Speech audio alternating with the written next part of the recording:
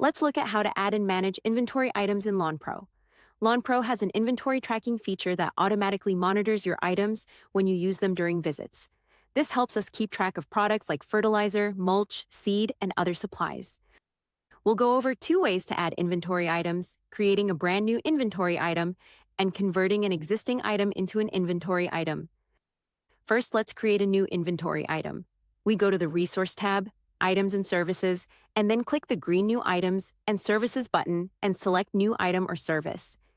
Here's an important step. We need to change the type from Service to Item. Now we can see that a new box appears. This is for marking the item as an inventory item. We check this box and more options will appear. Now let's enter the inventory information. First, we enter how many units we have on hand.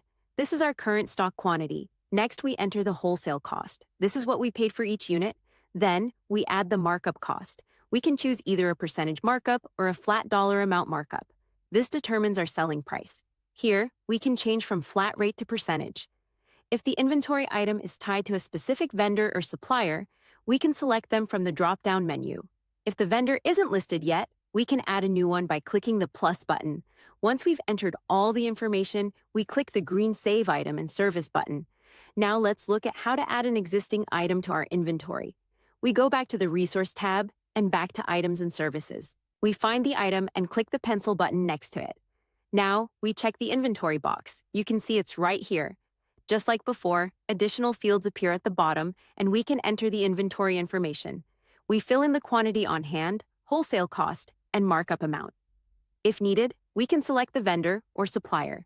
When we're done, we click the green Update Inventory Items button to save our changes. Finally, let's look at how to view all of our inventory items. We go to the Resource tab, Items and Services. At the top of the page, you'll see different tabs. We click on the Inventory Items tab. Here you can see all the inventory items in one place, including quantity on hand and pricing information. We are able to edit or delete the inventory items here.